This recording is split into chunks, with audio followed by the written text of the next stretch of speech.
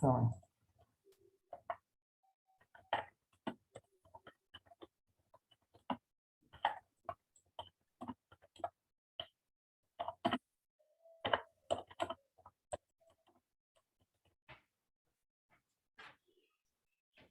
Hi, everybody. We're going to get started soon. We're just waiting for everybody to arrive from the waiting room. So just sit tight with us.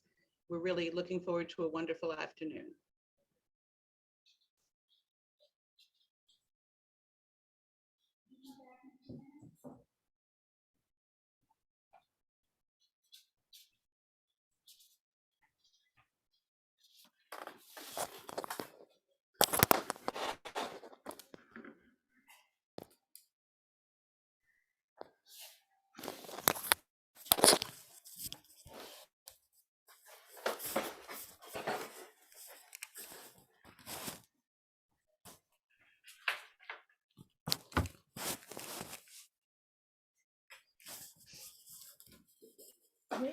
Where is the speech?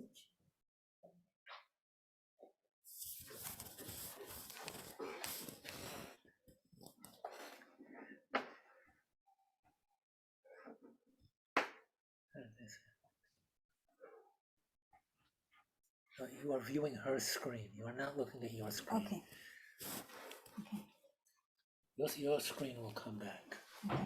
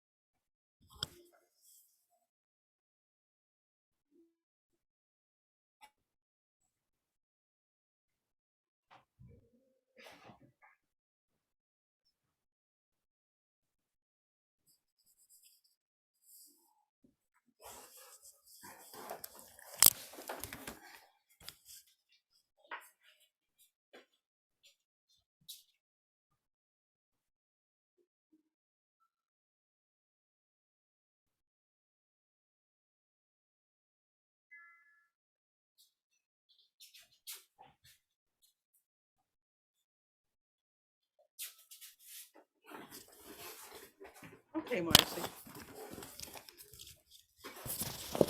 Welcome. We are thrilled that you have joined us for our first Florida JCC's Authors from Israel and Around the Globe series. This is a monthly program on Thursdays at 1 p.m. through April of 2022. We will be Zooming with an author from different places around the world. We are delighted you join us for our opening program with Naomi Ragen from Israel. Feel free to enjoy your lunch while watching this program. This program is being presented through a partnership of 6 JCCs in South Florida in collaboration with the Jewish Book Council. Marcy Levitt, Alpert JCC Miami, Karen Sepsimal, Galbut Family JCC Miami Beach, Stephanie Owitz, Levitt's JCC Boca Raton, Debbie Hockman, Pogsnack JCC Fort Lauderdale, Raven DeSalvo Huss, Mandel JCC The Palm Beaches, and David Surowitz, Michael Ann Russell JCC in North Miami Beach. I am Marcy Levitt, Director of Literary and Performing Arts at the Alpert JCC in Miami. Today's program will be in presentation by Naomi Ragen. At the end of the conversation, there will be a Q&A segment. During the program, please type any of your questions into the chat. We will attempt to get to all of the questions, but we ask for your understanding if time does not allow us to do so. If you've not already purchased your book, An Observant Wife, we encourage you to visit our different book partners, which are listed in the chat. We will have a link for the purchase in the chat room. And for those who are purchasing from Books and Books, please note when you do purchase the book, which JCC you are purchasing from. We are honored to welcome back Naomi Ragen to discuss her book, An Observant Wife, her 13th novel. Many of us have had her in person in October of 2019 for an unorthodox match. You do not have to have read An Unorthodox Match to enjoy the sequel, An Observant Wife, but it does give you the interesting backstory of the meeting between newly observant Leah and ultra-Orthodox Yaakov. Naomi Ragen is an award-winning novelist, journalist, and playwright. Her first book, Japhite's Daughter, was listed among the 100 most important Jewish books of all time. Her best-selling novels, Sota, The Covenant. We have been blessed to have Naomi speak about most of her books over the years in Florida. Her hit play, Women's Minion, has been performed more than 500 times in Israel's National Theater, as well as in the United States and Argentina. Naomi is an outspoken advocate for women's rights and an active combatant against anti-Israel and anti-Semitic propaganda. She has lived in Jerusalem since 1971. It is my privilege to introduce Naomi Ragen. Thank you.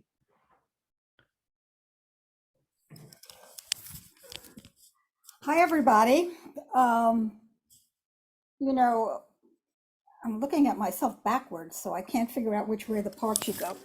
Anyway, if it's November, I must be in Florida. That's how it feels. You know, I feel like it's just been such a wonderful journey to be together with all of my friends in Florida over so many years. And as I was telling Marcy, the fans out in Florida really put me on the map, and I'm extremely grateful to everybody there, and I'm so happy to be back for this, my 12th novel. It's sort of a special occasion because after 30 some odd years and 12 novels with an observant wife, I've finally written my first sequel. What was there about the characters of Leah, Yaakov, Shendela, and Fruma Esther from an unorthodox match, the novel which preceded it, that I just couldn't let go? To really explore this idea properly, I have to go back to the novel that preceded both of these two, and it was Devil in Jerusalem, if you remember. That was a book that was snatched from the headlines about a shockingly depraved crime that could only have happened in Jerusalem. And it was based on a harrowing true story. And the book describes the insidious infiltration of a family of innocent religious American Olim by a so-called Kabbalist in Jerusalem who seduces the wife, exiles the husband, and tortures the children, inflicting, and this is a true story, by the way, inflicting irreversible brain damage on the youngest, a fearless 3-year-old who is really the only one who heartbreakingly innocent enough not to be afraid to speak his mind. After immersing myself into this story to understand the widespread mystical Kabbalah cults rampant among Jerusalem's religious communities, I began to understand both the vulnerability of the new immigrants seeking holiness in the holiest of cities, as well as the motivation and the behavior of this sickening cult of child abusers. This was not easy to do in the least. And in fact, trying to delve into the mind of a psychopathic child abuser pretending to be a holy Jew was like diving into a particularly revolting and repulsive hell. But understanding how vital this was to alert the public to these issues, I felt a compelling responsibility and obligation to write this story in all of its horror. And when I completed this book, I thought I deserved some kind of a medal. Unfortunately, no medals are available for battles in the dark that writers face between themselves and their computer. So instead, I thought I'd reward myself by choosing a topic for my next book, which would transport me to a lovely, kind place. And what could be more adorable and gentle to a writer's psyche than tackling a love story? At that time, I had come across a newspaper article written by a woman who had become famous in Israel several years previously for publishing a book describing her transition from glamorous TV personality to religious wife and mother in an ultra-Orthodox Jerusalem neighborhood. And here she was now, some 10 years and many children later, lamenting how badly she and her family had been treated by their religious neighbors, who never accepted them because of their unforgivable crime of once having been secular Jews. Instead of giving them credit for this, they wouldn't forgive them. In my own mind, those two things clicked. An adorable love story about a girl who gives up her successful secular life to find new meaning and new love among ultra-Orthodox Jews. I saw Lola Leah as one of the many women I had met on book tours all over the country and the world, 30-something, single, longing to get married and to start a family, almost in despair over finding a serious partner. Such feelings were epidemic among the young Jewish women I met, as was worry for their future among their parents. I myself actually have a 34-year-old unmarried son, so it's a subject close to my heart. All these years, these ideas were floating around in my head, but in order to write a novel, you really need to have more than just a handful of ideas and newspaper clippings. What you really need, and you have to have, is a fundamental understanding of your characters. And as my dear friend and former New York Times editor Christopher Phillips once told me, you have to know what they eat for breakfast and what toothpaste they use. I was certainly not there yet with Leah. There were so many unanswered questions. Why leave a perfectly good secular life for the restrictions of orthodoxy? What was the best part and the hardest part of going from a secular to an Orthodox lifestyle? And how did the Orthodox community treat you once you made your choice and moved in? With the tool of the internet and the magic of Facebook, however, I was soon able to gather together a group of volunteers, all of whom had embraced a religious lifestyle in their 30s as single women. These women very generously agreed to answer these questions and many more. And from their responses, I distilled a fascinating profile of not only what Leah ate for breakfast, rabbinically approved low-fat granola, by the way, but what she dreamt of and what were her greatest fears. The love story itself came to me from nowhere. The character of Yaakov simply landing on my mental doorstep like a delivery from a literary fairy godmother. I imagined a young widower, a fervent Talmud scholar, trying and failing to cope with the reality of single parenthood after a lifetime of being coddled and tended to by all the women in his family so as to leave him free to pursue his sacred studies. He really didn't know anything. He didn't know how to do laundry. He didn't know how to wash dishes. He didn't know anything. And I saw him in this situation, and I felt it was a very heartbreaking and interesting situation. The divinely ordained collision of these two lives comprised an unorthodox match.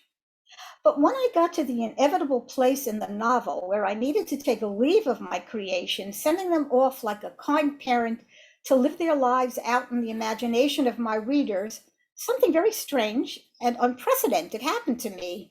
I realized that for the first time in my life as a writer, I just could not bear to part from my characters.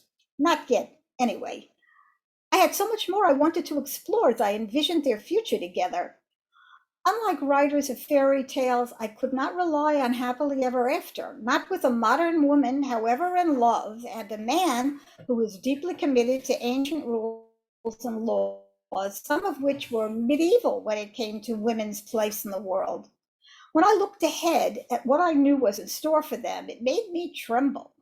For example, how was Leah going to cope with the rhythm of Orthodox married life, with its 2 weeks of abstinence and separation each month, and the required attendance at the ritual baths? This is something every Orthodox woman struggles with, certainly at the beginning. How is a savvy, knowledgeable, experienced woman like Leah going to cope when her husband couldn't touch her almost half the time they were together? And was it going to work out for Yaakov, who had only ever known one other woman, an innocent 18-year-old bride? How would he cope with the insecurities and change in his sex life with a woman of the world, something Equally challenging was how Yaakov would cope with being exiled from his beloved yeshiva when he was forced by necessity out into the working world, which is managed that of Leah's from her transition from secular to religious world. And it was really no less fraught with trauma and insecurity. I really had no idea. These were certainly situations I couldn't relate to from my own personal experience. When I began to research the feelings of the yeshiva boy who leaves the yeshiva after many years, I imagined it would be a fear. To my complete surprise, I found a plethora of articles written by former full-time yeshiva students describing their feelings. I even came across an entire book written by the head of a yeshiva who, instead of trying to talk Talmud scholars out of leaving full-time learning, which is what I expected, he actually encouraged to get on with their lives and consoled them, and said that working for a living was also God's will. Wow, I didn't expect that. So apparently leaving yeshiva and getting a job was a new trend among religious Jews, and I had had no idea. And then, of course, there was that naughty little rambunctious Yaakov girl, Shandala, who we parted from dripping with the shame and fury of having her father marry a newly observant Jew. How did she deal with it? Where was she headed? I could imagine many scenarios for her, none of them with happy endings. I felt as an author I needed to accompany her through the next stage and watch over her carefully. It was almost the same as I felt about my granddaughters, who were about the same age. Being an author creating characters is really not that much different than being a grandmother. There's really nothing much you can do if a character is determined to make the wrong choices. I simply cannot put my thumb on the scale to create an unrealistic happy end when the character refuses to cooperate. All I could do is watch Shangela live her life, sitting in the wings and wringing my hands. I, no less than my readers, was curious to know how the outcome would be of her story. Last but certainly not least, I wanted to see how Bubba Frumma Esther was doing. Of all the characters, I'm probably closest in age to her, and perhaps we see the world from a similar perspective.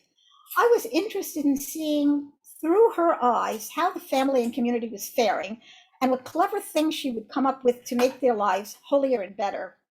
Of all the characters, she is the most community minded, a leader in her own way. She is the female equivalent of Rav Alter. And then I thought, there is certainly going to be romance in the life of 17-year-old Shandala. Why not also in Fruma Esther's? She is, after all, single. So she isn't young, so what? Do you have to be young to need companionship and affection? Isn't it written, it is not good for man, read woman, to be alone? God didn't qualify that with age restrictions, and why should I? So I ended writing in an orthodox match. I just couldn't see abandoning my characters at their engagement party. My goodness, all the best scenes were still to come. The wedding, the first night, Yaakov's first day at work, Shandela's first boyfriend, Leah's running with her neighbors. It was like leaving your newborn baby on a stranger's doorstep and hoping for the best. I just could not do that. So I picked up the baby and I took it home to bring it up myself. The question is, why? What was so different, so special about these characters that didn't hold true for Bathsheba Halevi and Jeffrey's daughter, Dina Reich and Sota, Tamar Feingold, and the sacrifice of Tamar? Did I love these characters any less? Was I any less concerned about their happiness and their futures? Of course not. After much soul searching, I finally realized that the real answer lies in the parallels between my own life and that of Leah Howard's, which is not true to the same extent of any of my other characters. I too was brought up in a secular family and brought up single-handedly by my mother, Ada Fogel-Terlinsky, Alea Shalom, who was left with 3 small children to raise when my father, her beloved husband Louis, died suddenly in the prime of life. She didn't complain, and she didn't collapse, and she didn't turn bitterly to God. She found a job, and she tried to see to it that all of her children had good religious educations.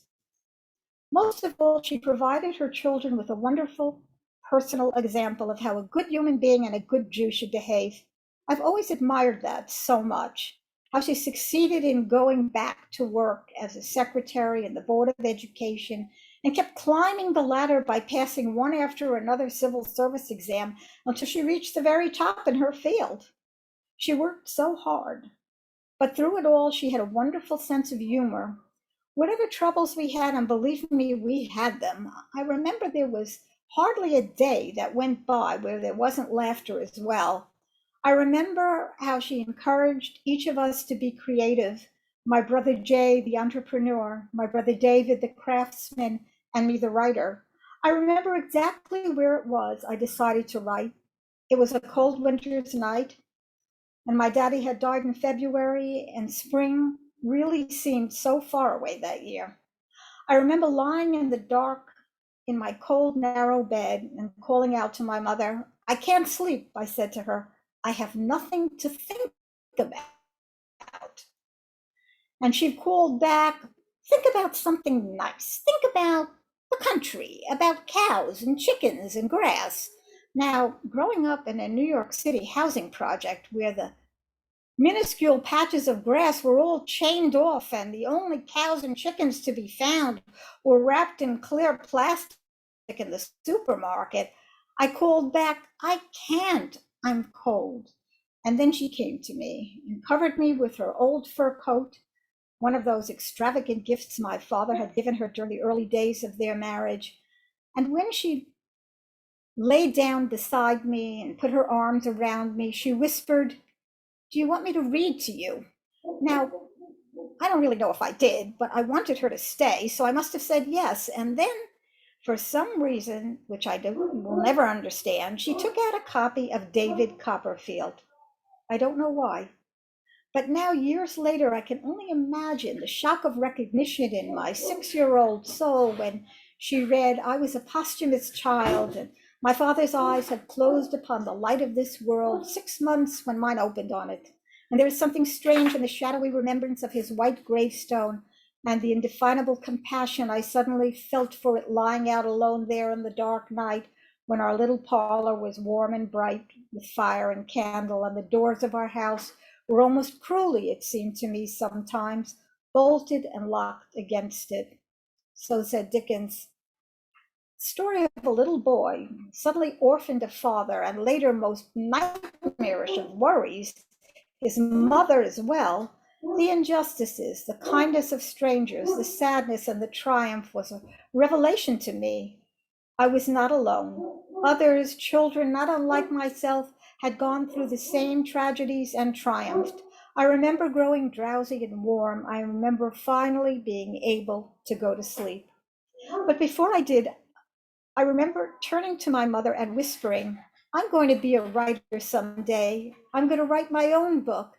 I even told her what I was going to call it. I was going to call it Chains Around the Grass in honor of the projects.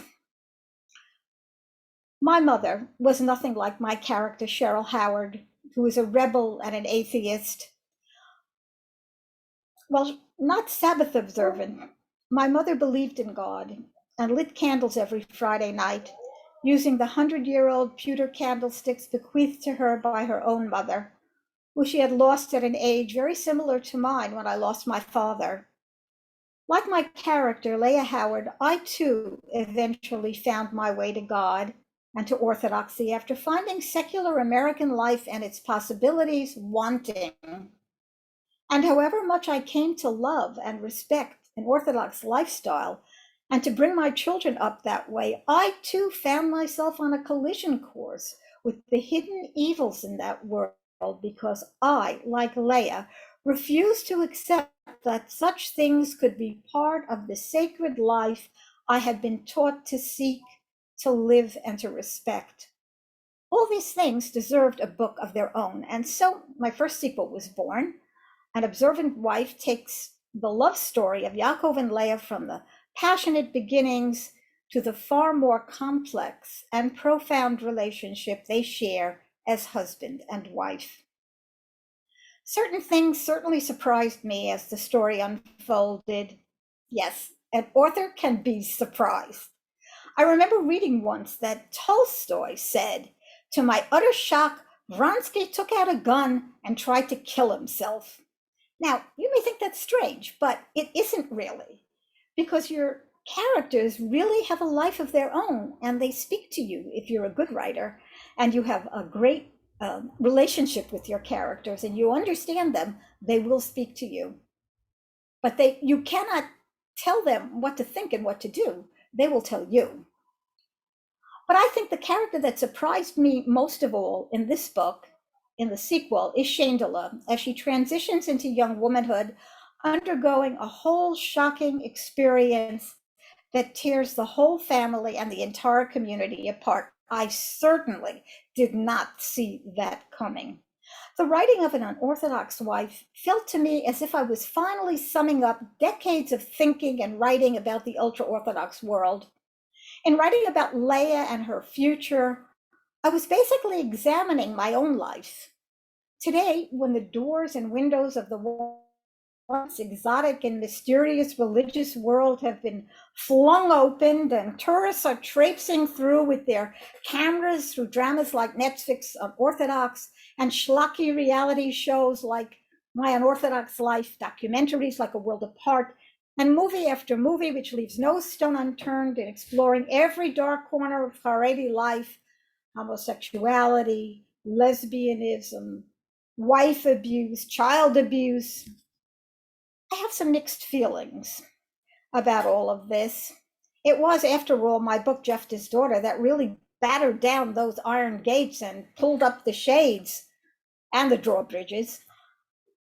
I did this not just by writing about the Haredi world, but by showing that there was a widespread audience for such literature, people like you in Florida. By writing a bestseller that took place in that world, my books garnered the commercial interest of publishing houses and dramatists, revealing that the ultra-Orthodox world was a culturally rich and diverse society worthy of literary interest and creation.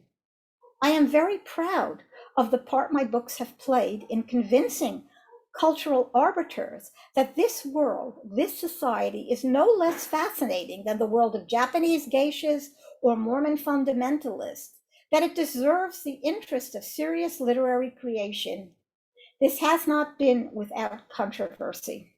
Some years ago, people were bombarding me with emails about an article published in the New York Times written by Wendy Shalit about novels that depict the ultra-Orthodox. This was back in 2005, long before the avalanche of Haredi-based stories. Mostly people wanted me to know that I had not been mentioned at all. I must say that surprised me. When I published my first novel, Jephthah's Daughter, Warner Books in 1989, about an ultra-Orthodox girl forced into an arranged marriage, I was credited by some and accused by others of creating the genre. I followed it with two other books in the same genre, Sota and the Sacrifice of Tamar, which were published by Crown Books in 1992 and 1994, both of which take place in the ultra-Orthodox world. In addition, my play Women's Minion, which ran many years at Israel's National Theater, was based on the true story of an ultra-Orthodox mother of 12. I think my omission from the 2005 article was no oversight. Unlike Nathan Englander's and Tova Mirvitz's credentials, which Ms. Shalit deemed unworthy of granting them the true entree into the closed circle she defends, my own are rather less easy to dismiss. In addition to a BA and MA in English from Brooklyn College and Hebrew University, they include 12 years at an Orthodox Hebrew day school, the Hebrew Institute of Long Island, and a year at Sarah Schneer's Hebrew Teacher Seminary in Borough Park. In addition, I have lived over 50 years in Jerusalem, most of them in or around ultra-Orthodox neighborhoods. My books, which were all huge bestsellers in Israel when they were translated into Hebrew, have long been read by the members of the community they depict, those who are in the best position to judge their fairness and accuracy. The feedback has been enormous and continuing. And when I finally did get around to reading Ms. Shalit had to say, I had a number of reactions. First, I shared her discomfort and her sense of anger with authors who know nothing or very little about the inner workings of the world they pretend to depict, what she deems the outsider insider. I personally cringed at movies like Price Above Rubies, which she didn't mention, but which I thought was horrendous. It was a movie in which a rabbi's wife is propositioned and raped by her brother-in-law and finds joy by eating pork and sleeping with a Puerto Rican. Oh my goodness. However, Miss Shalit's basic premise that people write negative things about the ultra-Orthodox world because they simply don't know any better has been proven astoundingly untrue by an ever-growing slew of books written by insiders. People like Leah Vincent, who wrote Cut Me Loose, and Shalom Ostlander's Foreskin's Lamet, Deborah Feldman's Unorthodox, upon which the Netflix hit is based, all of whom have embraced what I like to call the disgruntled insider's view with a vengeance. I have met many Wendy Shalits over the years, newly Orthodox Jews from the secular world that have embraced Orthodoxy, or what they have been taught is Orthodoxy, with stars in their eyes and the fervor of the newly born again. In fact, Leah in my latest book is exactly like that at first. They use their secular education to fiercely defend their new world against all comers, particularly others from a similar background who beg to differ. I understand them, I really do. I went through that stage myself. However, a wealth of experiences finally forced me, most reluctantly, I might add, as well as my character Leah, to face the reality. When the saintly ultra-Orthodox rabbi to whom I was paying room and board in Borough Park, and whom I deeply admired, he was one of my teachers, asked me to type up an entire manuscript for free and then kicked me out when I said I didn't have time, it was an eye-opener. And when my ultra-Orthodox neighbor in Jerusalem asked me to help her get a passport because her ultra-Orthodox husband was beating her and she wanted to go home to Williamsburg, I was shocked. And when my neighbor, wife of a highly respected Talmud scholar, jumped out of the 22nd floor of the Tel Aviv Sheraton, clutching her 3-year-old daughter because her husband was sexually and physically abusing her, I wrote a book, my very first, about the ultra-Orthodox world. That book, Jeffy's Daughter, I was told, hit the Jewish world like a bomb. It wasn't all the reaction I'd wanted or expected. In fact, I had convinced myself that the community would not only join me in my outrage, but honor my effort to expose and correct societal ills. After all, wasn't that what our religion was all about? Instead, what played out was a disappointingly cliche scenario. Despite the pieties I'd been brought up with and believed in and wanted to trust, I was treated like a whistleblower, particularly by people like Miss Shalit. Some, like the bewigged matron at a New Jersey lecture, actually stood up and called me a liar in front of 400 people. But mostly I was told I had violated the unspoken code which says that in our world, we don't wash dirty laundry in public. I was deeply hurt. And I wondered what to do next. In my almost unbelievable naivete, I imagined that the solution would be to write another book about the Haredim, a less harsh and judgmental one. Sota was that book. It's a book in which ultra-Orthodox men are supportive husbands and wonderful human beings. There, I said to myself, you've made up for the Talmud scholar as wife beater, Jeffy's Daughter. My complete misreading of the situation was revealed to me in short order. Rather than smoking a peace pipe, the people who hated Jeffy's Daughter were twice as angry about this book than they had ever been about the first one. The magazine, The Jewish Observer, which is the house organ for ultra-Orthodox Agudat Yisrael Party, publicly accused me of making money from savaging the community. But at a public lecture advertised in the Jewish press, held in the heart of Borough Park, and at which I fully expected to be tarred and feathered, I finally understood what was really going on. As I stood before an audience of rabbis, Talmud students, religious women, girls, wondering what on earth was going to happen, a carefully bewigged, modestly dressed woman stood up. "I'm a rabbi's wife," she said, in front of everybody. "And I'd just like to thank you for saying all the things I could never say." The audience stood up and gave me a standing ovation. Well, that was the moment that it dawned on me. My critics were really a minority. But for them, it really didn't matter what I wrote. My betrayal was in the very act of depicting the religious world in traditional fiction. It was in the act of freely exploring and commenting on what I saw around me in a world where publishing houses like Targum Press, for whom I once worked briefly as an editor, and Artscroll and Feldheim routinely published novels where everyone is either a saint or a villain, and all religious Jews have no vices.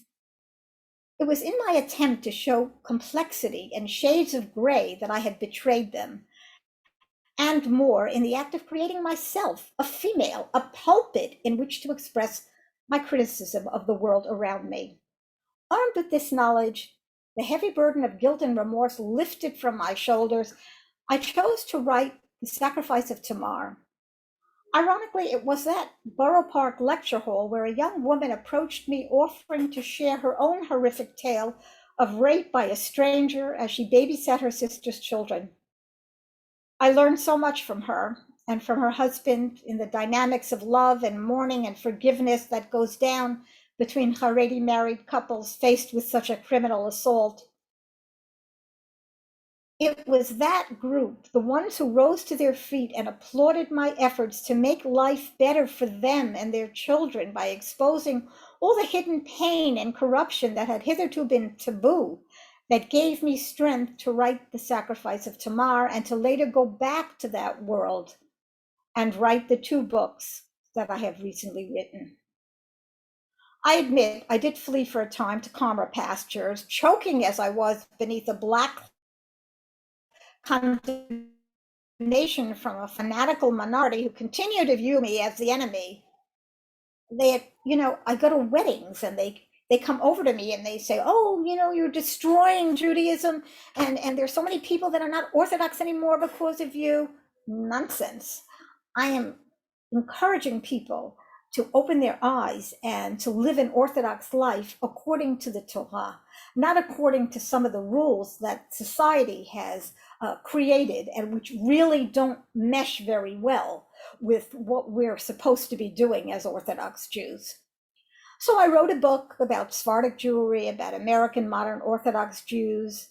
I wrote about a terror attack in Israel, and eventually, filled with insights I didn't have at the beginning of my writing career, and realizing that I had a great deal more to say, I realized I needed to go back to the world in which my writing career had begun. I did this because as a writer, I found that I had a good deal more to say, and that I never really delved deeply enough into my own experiences, the world of the newly Orthodox, trying to make a life in a traditional neighborhood, the kind of neighborhoods which so attract secular Jews, radiating as they do an aura of holiness and mystery. What do those streets really contain? Is there a valuable secret known only to the initiated, or is it smoke and mirrors? Now, after so many years living among Haredim and writing about them, I think I've found the answers which form the basis for my latest book, An Observant Wife. It isn't a simple answer because it isn't a simple question. I have met many sinners in my travels amongst the ultra-Orthodox, people who are not only hypocrites, but whose cowardly cover-up of the evil they perpetrate is truly a desecration of God's name.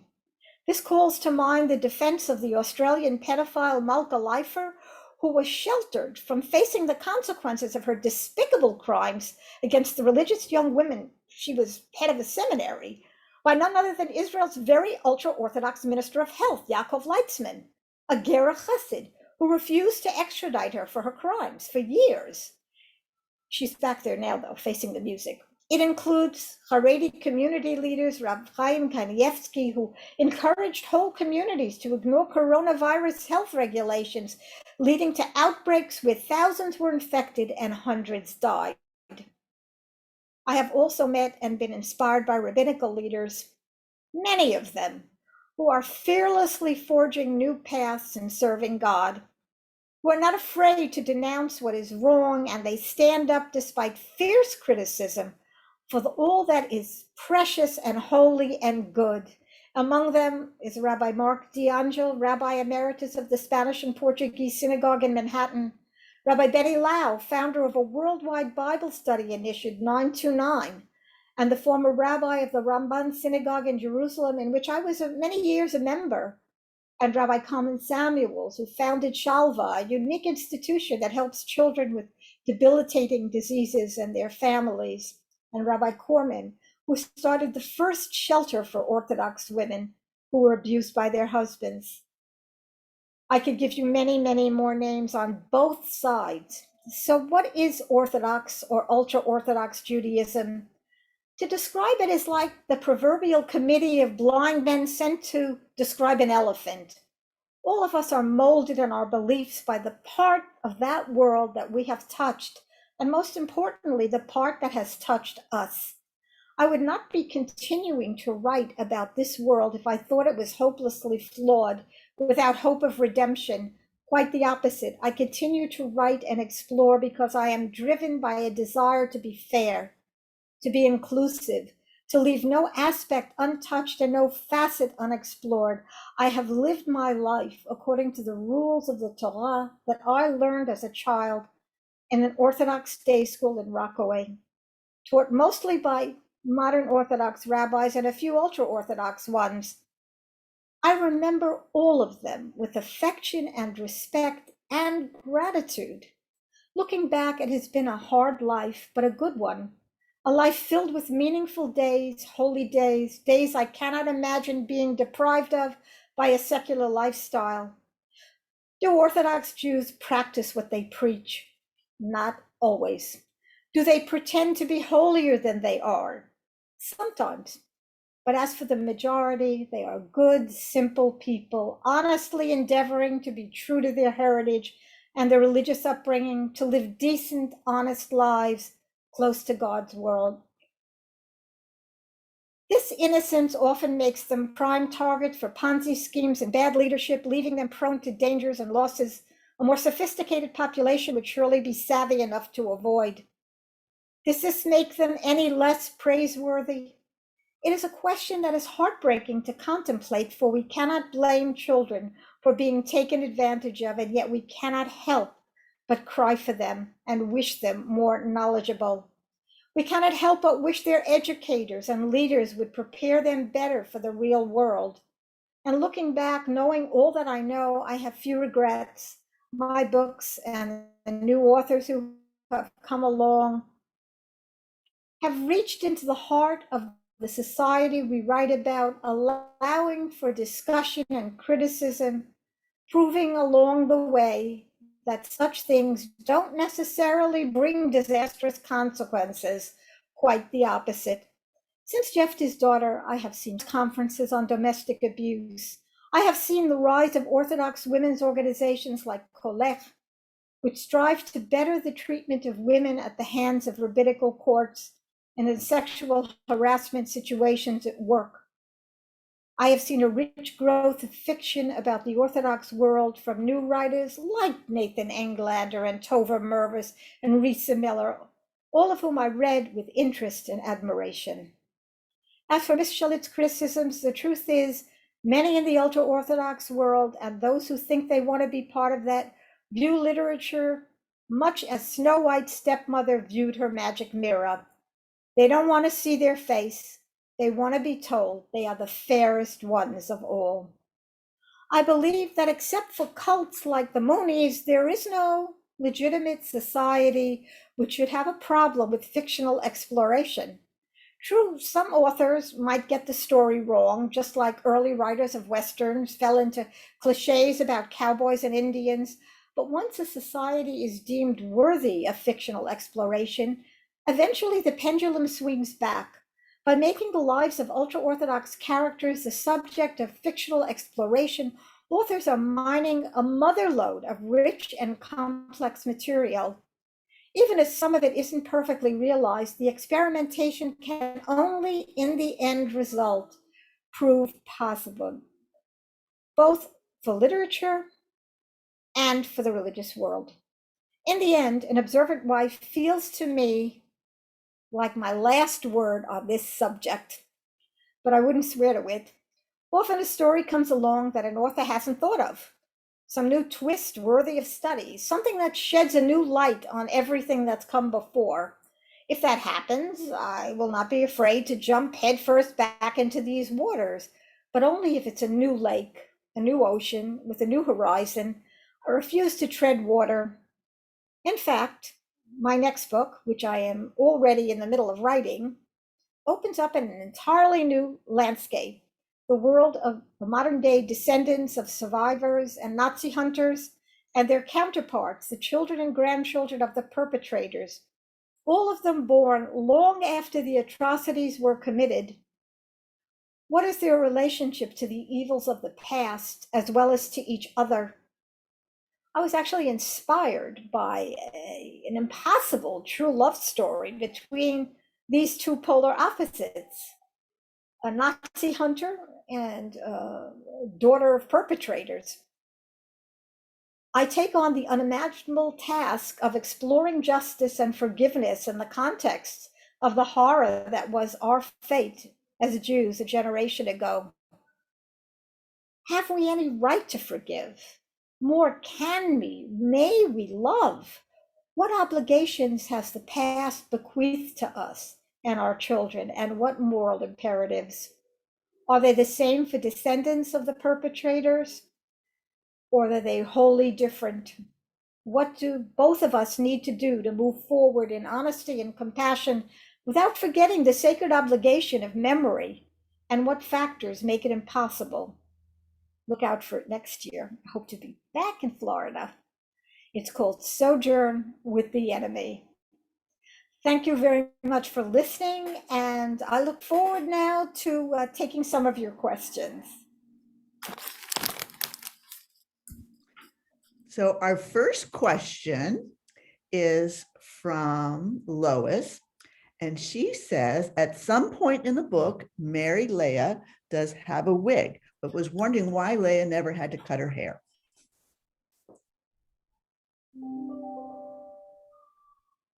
Did you? Oh, well, you know that you don't have to cut your hair. I started wearing a wig after I got married, and I had long hair, and I just tucked my long hair inside my wig. Only very, very Hasidic extremist groups, and I would say there's only one or two like that, force their women to shave their hair off. So even though you saw it in on Orthodox, this is very rare. This does not happen. It certainly doesn't happen in the Orthodox world, and it rarely happens in the ultra-Orthodox world. Women, according to Jewish law, have to cover their hair. Now, if you do that with a scarf or a hat or a wig, doesn't mean you have to chop it off. So that is the reason she never cuts her hair, and never will. So, thank you. So Rosalind would like to know, did you ever receive threats from any of these cults for revealing their dirty underside? I'm sorry, could you just say that again? Did I ever? Did you ever receive threats from any of the cults for revealing their dirty underside? Oh my gosh. Well, they took me to court and sued me. In fact, the woman, the mother in my book about the cult, went to court to have the book stopped because she said that I had gotten secret information from the court documents about what was done to her children, and that was not true. These were all things that were available online. There was nothing secret about them, but I would say that they have done a great deal to try to get my books out of bookstores, to take them off the shelves. They've used lawyers. They've gone to court. They've made me suffer. They've made me suffer.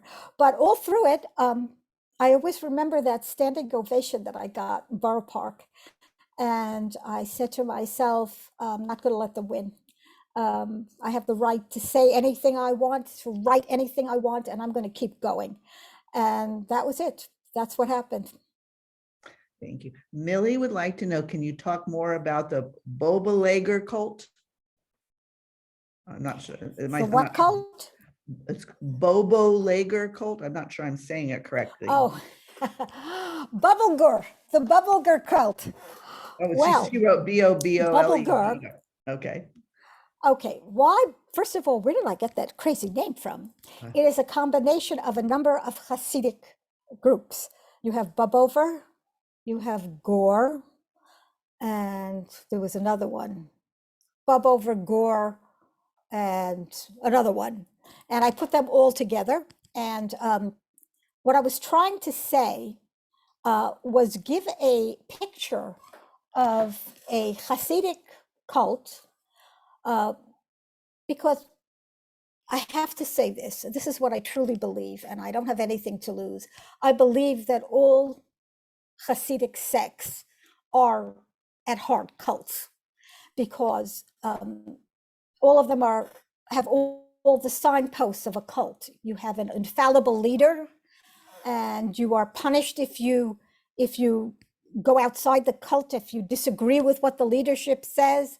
And if it looks like a duck and walks like a duck and quacks like a duck, it's a duck. So my feeling was, in writing about the Bubblegur, that I was describing a Hasidic community in which a infallible leader, who cannot be questioned and whose word is law, is the head, and underneath his leadership, there are, even though he may be a saint, there are many people that take advantage of their connection to him to perpetrate terrible atrocities. And since Hasidic, as I said, groups are cults, they cannot be questioned. And so that was where I based my feelings about the Bubblegur. Thank you. It's fictional, of course, but takes from many different Hasidic cults. Nina was asking, why are the newly religious not accepted, even though we are expected to accept the converted Jew? Why are the newly religious not accepted, even though we are expected to accept the converted Jew? Well, it's a different kind of rejection. It's not the same type of, I would say the convert and the newly Orthodox face very similar hurdles. They're considered they're really in the same boat, because if you live, the Orthodox community loves people to convert. They love people to go back to religion and start keeping all the laws, but they just don't want them to live next door. They don't want them to interact with their children. They don't want them to live in their communities. They don't want them in their schools. And there's I would say there are a number of reasons for this, and they certainly don't want them to marry their sons or daughters. They're absolutely, as I showed in both these books, this is something that, is anathema to this community, even though things, I think, are changing. And I see a lot of mixed marriages, in the sense that you have in a newly Orthodox marrying what is called a frum from birth, somebody who was born religious. And I think that one of the reasons is that, they're afraid that there might be a negative influence. Somebody who is coming from a secular background may play the wrong music. They might have a television in the house, or do something, or not be as careful when it comes to observing kosher laws. So I think that there's a certain amount of legitimacy to that, but mostly it's pure and simple snobism it's I'm better than you are, and I come from a better background than you do, and I don't want my kids to play with your kids because you're not up to my level, and all of this is true, and it's equally true of converts. And I would like to say something about converts. I feel myself personally that I absolutely deeply love converts more than anybody else. And there's a reason for this, because in our Torah, God reminds us, I don't know how many times, somebody once counted it, 40 times, 50 times, do not oppress the convert. Be kind to the convert. Be good to them. Remember that you were slaves in Egypt among strangers. Be good to the stranger. So this is a direct command from God to love the convert, to love the newly Orthodox who moves into your community. And anybody who doesn't do that is not keeping the word of God. And as an Orthodox Jew, I'm appalled by that. And I think it's something, one of the reasons that I wrote this book is to alert the Orthodox community to this terrible thing that's going on. I mean, it's one thing to add all kinds of extra things, that you don't have to do, like, the stringencies when it comes to the food that you eat. But it's another thing to completely ignore things that God says specifically in the Torah. So I would say worry less about what you eat and extend your hearts and your hands to your neighbors, and especially to converts in the newly Orthodox. And that really is what our religion is all about. Welcoming the stranger. And this is a question from Phyllis. How realistic do you think Shitzel is in portraying the Haredi community? How, what? Realistic. Realistic is Sota or this book? Shitzel. Shitzel, how This book realistic? is absolutely, perfectly, 100%. You know how I got the information on Borough Park for this book? First of all, I spent a year there living with a Haredi rabbi when I was 18 years old. I went to the Thurish Hebrew Teacher Seminary. I lived in Borough Park for a year. So that's number one. Number two, I went back to Borough Park and I stayed at my friend's house, a very close friend who lives in Borough Park and has lived in Borough Park for the last 40, 50 years. And she took me around the neighborhood and she showed me everything. She described everything that was going on there. So there's not a single thing that I say about that neighborhood that is not 1000% true, based on what I was taught and what I saw with my own eyes and people who live there. So that's my answer. Thank you, Naomi, for opening. Thank you very much. And thank you, Florida. Florida JCC Virtual Jewish Book Festival. We appreciate you taking time out from your busy schedule to be with us today and sharing this fascinating story. We hope to see you in person back in Florida in November in the near future. I hope so, when we get back to normal. Thank you very much, Marcy. It's good to see everybody. Thank you. Thank you. And we encourage everyone to please visit our book partners to purchase a copy of An Observant Wife. And if you haven't read it yet, An Unorthodox Match. And if you already have a copy of the book, think about getting one for your friend. Please join us for our next joint virtual program, Mixing It Up with the Florida JCCs, on Monday, November 15th at 7:30 p.m. with Eddie Shapiro discussing his two books, A Wonderful Guy and Nothing Like a Dame, Conversations with the Great Women and Men of Musical Theater. Eddie will be in conversation with Charles Troy. The next Florida JCC's authors from around the globe will be from Australia on November 18th at 1 p.m. The best-selling author of The Tattooist of Auschwitz and Silka's Journey, Heather Morris, will discuss her newest book, Three Sisters, Inspired by a True Story.